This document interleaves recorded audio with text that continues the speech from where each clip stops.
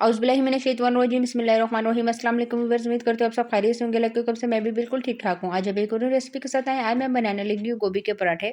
बहुत मज़ेदार और बहुत सिंपल तरीके से बनाऊंगी। तो इसमें हम चीज़ शामिल करेंगे। आज से पहले मुझे लगता है कि आपने ये वाले पराठा कभी भी नहीं देखा होगा।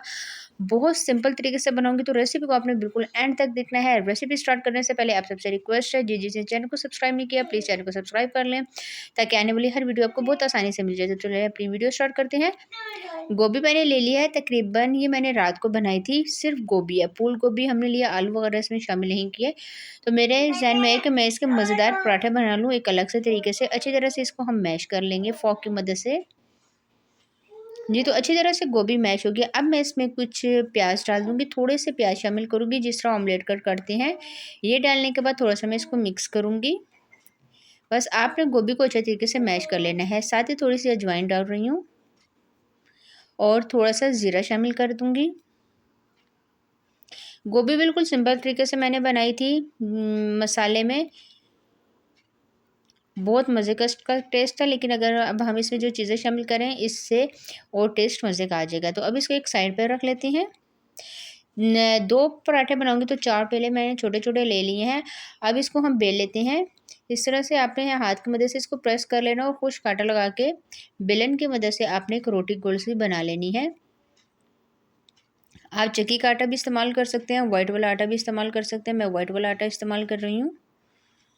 सिंपल तरीके से मैंने आटा गूँध लिया था। गूँधते हुए बीच में थोड़ा-सा मैंने घी भी शामिल कर दिया है। इस वज़ह से आपका जो आटा होता है वो बहुत ज़्यादा सॉफ्ट और नरम होता है।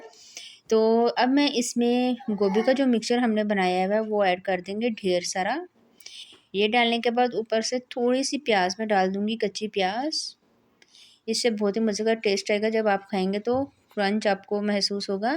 अब हम इसमें चीज़ शामिल कर दूँगी। मोज़रेला चीज़ मैंने ली है, ढेर सारी मैं इसमें चीज़ डाल दूँगी। आप कोई सी भी चीज़ शामिल कर सकते हैं, चेडर चीज़, मोज़रेला चीज़ जो भी आपके घर में है। और अगर आपके पास नहीं है तो वैसे भी बना सकते हैं। दूसरी रोटी भी मैंने बेल ली थी और अब इस तरह हाथ की मदद से किनारों से इसको प्रेस करते हुए आपने हल्के हाथ से दबाना और इसको रोटी को बड़े करते जाना है। साथ अगर आपको लग रहा है कि ये नीचे चिपक रही है तो थोड़ा-सा खुश्क आटा लगा दें, लेकिन यहाँ पे आपने बेलन का इस्तेमाल नहीं करना। हाथ की मदद से ये गोल सी रोटी तैयार हो जाएगी। तवा मैंने पहले से गर्म होने के लिए रख दिया है। अब तवे पे हम डाल देते हैं बिस्मिल्लाहिर्रहमानिर्रहीम। आराम से आपने डालना है, बहुत ज़्यादा आपने तवे को गरम नहीं करना। जी, तो मैंने रोटी डाल दी है और अब इसका वेट करूँगी कि ये एक तरफ से अच्छी तरह से पक जाए। तकरीबन हम 2 मिनट इसका वेट किया तो ये देखिए कितना खूबसूरत सा इसका कलर आ गया। मैंने साइड चेंज कर दी है और अब दूसरी तरफ भी हम इसको पकने देंगे। जी, तो रोटी पक गई है। अब आप इसके ऊपर घी, ऑयल कुछ भी लगा सकते हैं। मैं घी शामिल कर रही हूँ। अगर आपने देसी घी का पराठा बनाना है तो आप देसी घी भी डाल सकते हैं। घी डालने के बाद दोबारा से मैं इसकी साइड चेंज कर दूँगी और बिल्कुल हल्के हाथ से हिलाते हुए इसको हम ब्राउन कर लेंगे। खूबसूरत सा कलर आने तक हम इसका वेट करेंगे। इस तरह आपने इसको हिलाते जाना है और चूल्हे की फ्लेम को स्लो करते हुए अपने पराठा तैयार करना है। आप ये देख सकते हैं कितना खूबसूरत इसका कलर आ गया है माशाल्लाह से। इसी तरह मैंने टर्न दोबारा से चेंज कर दिया और इसका कलर आने तक मैं दोबारा इसका वेट करूँगी। जो हमारा पराठा हो गया है बिल्कुल तैयार, मैं इसको निकाल लेती हूँ। आप ये देखिए कितने मज़े का लग रहा है। अब इसी तरह से मैं दूसरा पराठा भी तैयार कर लेती हूँ। ऊपर चीज़ डाल देंगे। रोटी बेल के मैंने ऊपर गोभी डाल दी है, इसके ऊपर चीज़ डालूँगी। चीज़ डालने के बाद फिर दोबारा से हम इसके ऊपर रोटी रख देंगे। मैंने 2 पराठे बनाए हैं। आप पराठे जितने आपके घर में मेंबर हैं आप उस हिसाब से कर सकते हैं। ये देखें आटा इतना अच्छे तरीके से मैंने गूँधा हुआ है कि मैं हाथ से इसको प्रेस करती जा रही हूँ और इतने मज़े की ये रोटी बन रही है।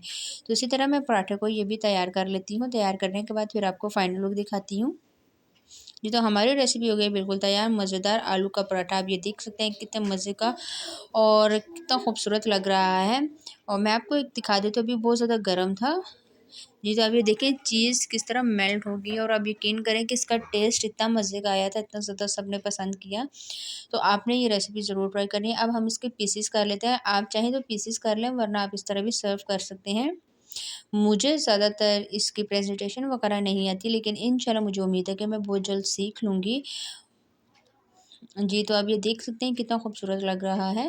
ये तो मैंने इसको प्लेट में सर्व कर दिया है। मज़ेदार गोभी का पराठा जो कि मैंने बहुत सिंपल तरीके से बनाया है। ये रेसिपी आपने ज़रूर ट्राई करनी है। ट्राई करके मुझे कमेंट्स में बताना है।